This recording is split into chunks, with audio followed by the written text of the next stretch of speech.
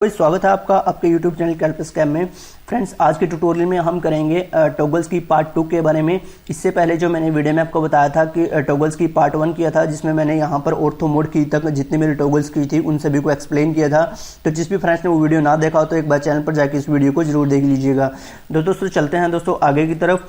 अब जो next command आती है हमारे पास दोस्तों टॉगल्स की, जो हमारे पास होती है वो होती है हमारे पास पोलर ट्रैकिंग। अब पोलर ट्रैकिंग का आप कैसे यूज़ करते हो? तो दोस्तों पोलर ट्रैकिंग बेसिकली आपके एंगल के लिए आती है दोस्तों, कि आप किस एंगल पर आप काम कर रहे हो उसको आपको ट्रैक करना है। तो उसके लिए हम मोस्टली पोलर ट्रैकिंग का हम यूज़ करते हैं। यहाँ पर आपके पास ट्रैकिंग का हम यूज़ करते हैं। यहाँ पर आपके पास डिफरेंट टाइप के एंगल्स आपको यहाँ पर देखने को मिल जाते हैं। जैसे यहाँ पर आप 30 का डिफरेंस है, 23 का है, 18 का है, 15 का है, 10 का है, 5 का, तो जितने भी आपको एंगल सेलेक्ट करना है वो कर सकते हैं। जैसे मान लो मुझे 30 का करना है तो मुझे 30 का ही रहने देना है। और यहाँ पर मैं कोई भी ऑब्जेक्ट को इसको पहले मैं ऑन कर लेता हूँ।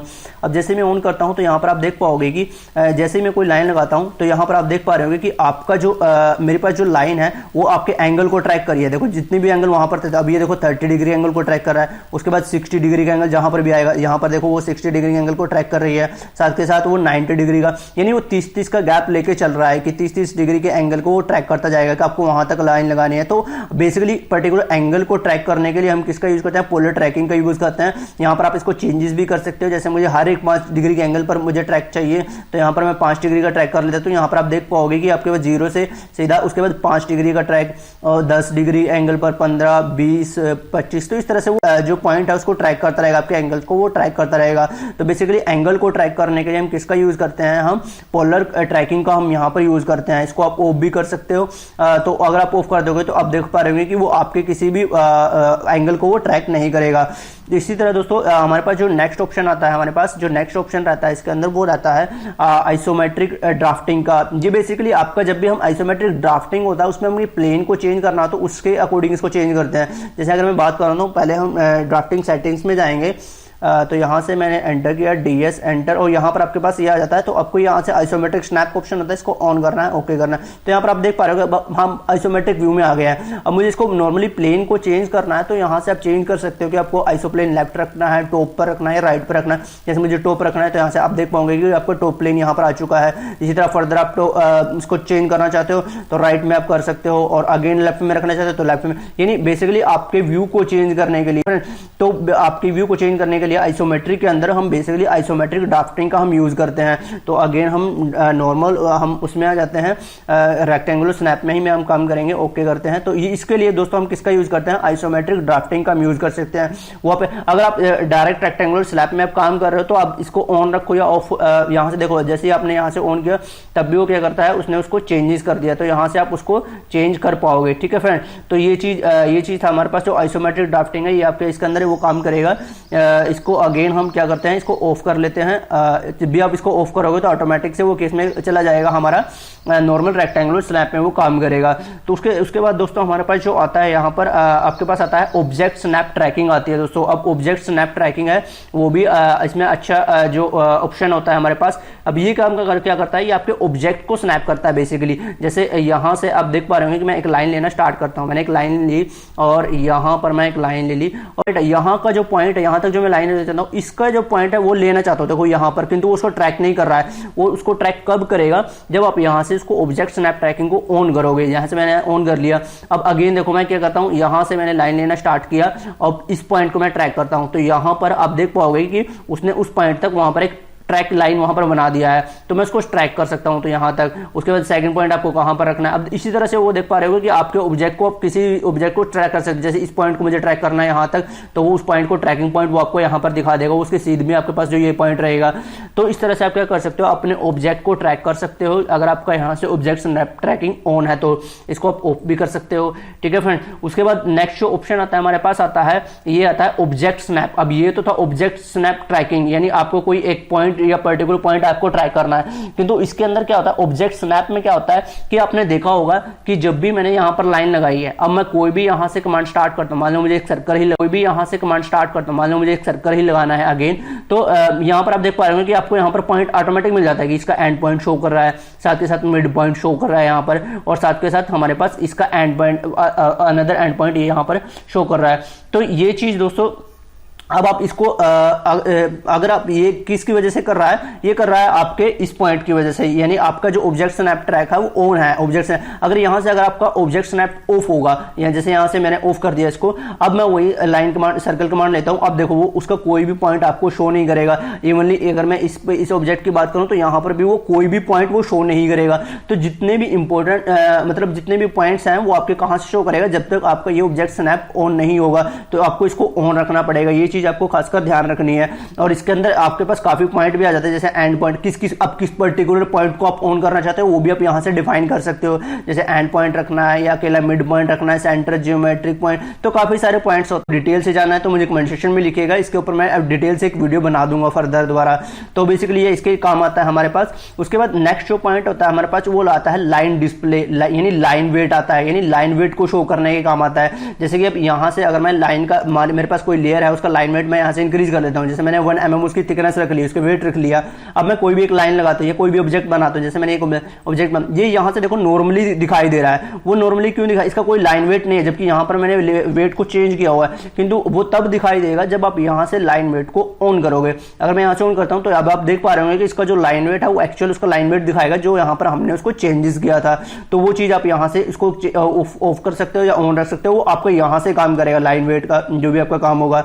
इसी तरह दोस्तों जो नेक्स्ट आता है हमारे पास, ये होता है हमारे पास सिलेक्शन साइकिल्स आता है। अब सिलेक्शन साइकिल्स क्या काम करता है, मान लो एक ही ऑब्जेक्ट के ऊपर अगर कोई दूसरी लेयर आपके पास ओवरलैप है तो उसमें उनको सेलेक्ट करने के लिए हमें हेल्प करता है ये। जैसे मैं आपको दिखाता हूं कि मैं एक लाइन ली और यहां से यहां तक मैं अगेन एक लाइन लगा दी मैंने, यानी अब ये देखो दो ऑब्जेक्ट मेरे पास क्या हो गए, यहां पर मेरे पास दो ऑब्जेक्ट हो गए। अब अगर मैं इसको डायरेक्ट सेलेक्ट करता हूं तो यहां पर देखो एक ही ऑब्जेक्ट को सेलेक्ट कर रहा है, किंतु अगर यहां पर मैं इसको सिलेक्शन साइकिल्स को ये रहा हमारे पास, अगर मैं सिलेक्शन साइकिल्स को ऑन करता हूं, यहां से मैंने इसको ऑन कर लिया, अब मैं इस ऑब्जेक्ट को सिलेक्ट करता हूं तो यहां पर देखो वो आपसे पूछेगा कि आप किस लाइन को सिलेक्ट करना चाहते हो, कि ये लेयर जो हमने 1 mm थिकनेस से बनाई है या फिर वो पहले से जो लेयर लगी है उससे बनाई है, तो आप कौन सी लाइन को यहां पर सिलेक्ट करना चाहते हो, तो वो आप यहां से ऑप्शन यूज कर सकते हो। तो ये जो बेसिकली जो ऑप्शन होता है ये काफी हेल्पफुल होता है जब हम 3D में काम करते हैं, या फिर आपके पास ओवरलैप जो ऑब्जेक्ट है वहां पर आप इसका फर्दर हम यूज कर सकते हैं। उसके बाद दोस्तों हमारे पास जो आता है 3D ऑब्जेक्ट स्नैप आता है। जैसे हमारे पास यहाँ पर 2D ऑब्जेक्ट स्नैप था, इसी तरह 3D के आपको पॉइंट स्नैप करते हैं तो आप यहां से कर पाओगे, कि वो हम 3D में डिस्कस करेंगे। उसके बाद दोस्तों हमारे पास डायनेमिक यूसीएस होता है। बेसिकली ये भी हमारा जो यूज होगा वो बेसिकली 3D के अंदर ही यूज होगा। आप किस एक्टिव प्लेन पर आप काम कर रहे हो तो उसको मैं आपको फर्दर वहां पर यूज करके इसका दिखाऊंगा कि आप इसको कैसे यूज करना है। अब फिलहाल इसको आपको ऐसे समझ में नहीं आएगा।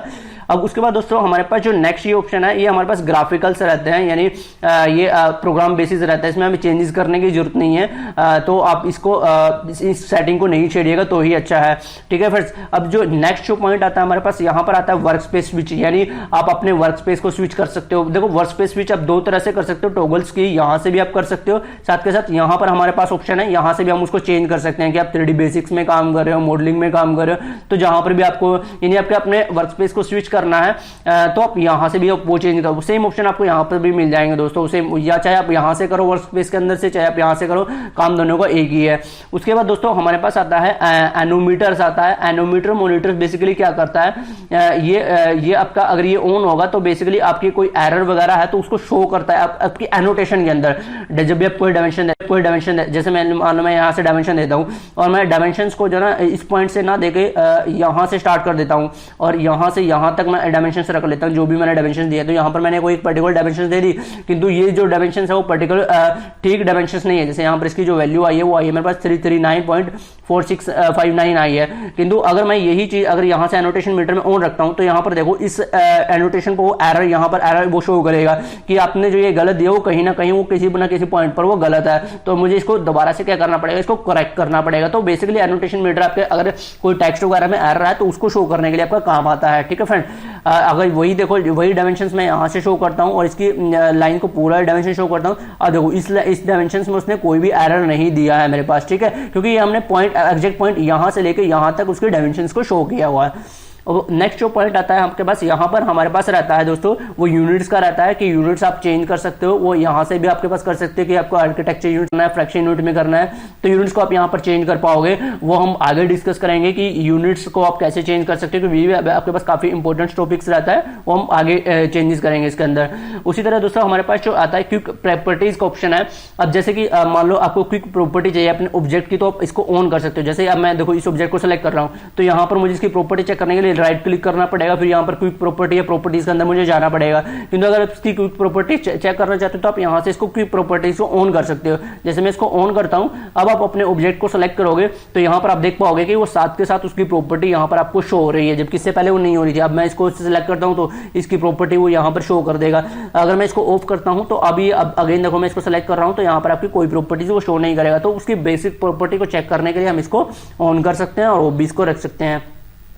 इसके बाद दोस्तों जो हमारे पास जो नेक्स्ट आपके पास जो ऑप्शन होता है, नेक्स्ट जो टॉगल की होगी वो होती है हमारे पास आइसोलेट्स ऑब्जेक्ट। आइसोलेट्स ऑब्जेक्ट्स क्या होता है बेसिकली कि हम कई बार ना हम काफी बड़े प्रोजेक्ट पर हम काम करते हैं। जैसे यहाँ पर मैं अगेन एक रेक्टेंगल और यहाँ पर कुछ लाइन वगैरह शो कर देता हूँ और अगेन मैं सर्कल वगैरह बना लेता हूँ। तो इस तरह से आपके पास ना काफी कुछ ऑब्जेक्ट्स आ जाते हैं आपकी ड्राइंग्स के अंदर।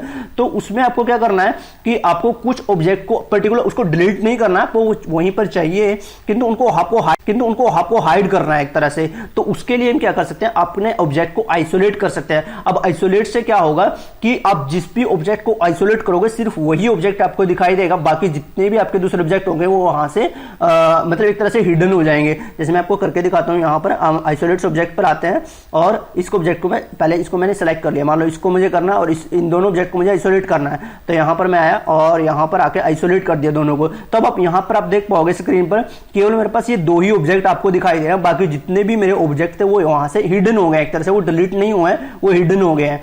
तो इस तरह से आप क्या कर सकते हो, उसको आइसोलेट कर सकते हो। आप वापस उनको लेके आना है तो यहां से एंड ऑब्जेक्ट आइसोलेशन आप कर सकते हो, तो यहां से वो वापस आपके पास जो ऑब्जेक्ट है वो आपको मिल जाएंगे। तो इस तरह से आप उनको, ये भी काफी अच्छा ऑप्शन है, तो आप इस टॉगल्स की का आप यहां पर यूज कर सकते हो। ठीक है फ्रेंड। अब नेक्स्ट जो आता है ये आपका वही है, हार्डवेयर के लिए है बेसिकली, इसमें हमें चेंजेस करने की जरूरत नहीं है। अब ये भी एनोटेशन मीटर जितने भी आपके पास है, यहाँ पर ये जो ऑप्शन है आपके पास ये क्लीन स्क्रीन का है। मतलब आपको अगर आपको बड़े इनको आपके जो हमारे पास जो कि ये पैनल दिखाई दे रहे हैं या टैब्स दिखाई दे रहे हैं, इनको हटाना है या आपको बड़े स्क्रीन पर काम करना है, तो यहाँ से इसको ऑन करोगे तो यहाँ पर आप देखोगे उनको वो छोटा कर देगा और यहाँ से आपकी स्क्रीन को थोड़ा बड़ा स्पेस कर देगा ताकि आप उस पर आप आसानी से काम कर सको। तो ये भी आपके पास काफी अच्छा ऑप्शन है दोस्तों। वापिस आप प्रेस करोगे तो वापस को नॉर्मल कंडीशन में आप लेके आ जाएगा। इसी तरह वो यहां से भी आप उसको चेंजेस कर सकते हो। जैसे कि यहां पर दिखा रहा है कि मिनिमाइज करना है आपको किसी को, तो यहां से देखो उसने पर्टिकुलर इनको मिनिमाइज कर दिया है। अगेन आप करोगे तो उनको टैब वापस लेके चला जाएगा। अगेन प्रेस करोगे तो बिल्कुल उसको हाइड कर देगा। तो अगेन प्रेस करोगे तो वापस उसकी पर्टिकुलर पोजीशन में आ जाएगा। तो वो यहां से भी चेंजेस कर सकते हो। साथ के साथ अगर क्लीन स्क्रीन पर आपको एक बार करना है तो आप यहां पर भी आप इसका यूज कर सकते हो। उसी तरह जो नेक्स्ट है, अगर आपके पास कोई टॉगल्स की यहां पर नहीं मिल रही है तो आप यहां से आप जाओगे, सेटिंग में आप जाओगे। जैसे मुझे यहाँ पर देखो सबसे पहले मेरे पास कोऑर्डिनेट्स था, तो कोऑर्डिनेट्स को आप यहाँ से हटा सकते हो। तो यहाँ पर आपके पास अब कोई भी कोऑर्डिनेट्स नहीं है। और इसी तरह मॉडल स्पेस को हटाना है तो मॉडल स्पेस आपका यहाँ से हट जाएगा। तो जो भी आपको सेटिंग करनी है वो अपने हिसाब से रख सकते हो। यहाँ से मैं इनको वापस ले आता हूँ। तो ये था दोस्तों आपके पास पूरा टॉगल्स की कमांड, जो काफी यूजफुल रहती है आपके लिए। जब भी आप कोई भी ड्राइंग्स बनाते हो तो आपको इनके बारे में आपको पता होना चाहिए था। तो फ्रेंड्स उम्मीद करता हूं कि आपको जो है वीडियो है जो पसंद आया होगा और सेशन अच्छा लगा होगा। फिर भी अगर आपको कोई डाउट लगता है तो मुझे नीचे कमेंट सेक्शन में लिखिएगा। आपके डाउट को सोल्व करने की मैं पूरी कोशिश करूंगा। फ्रेंड्स आज के लिए इतना ही हो रहा। अगर वीडियो पसंद आया है तो लाइक कीजिएगा, शेयर कीजिएगा और चैनल को सब्सक्राइब कीजिएगा। आज के लिए इतना ही, मिलता है नेक्स्ट वीडियो में। तब तक के लिए थैंक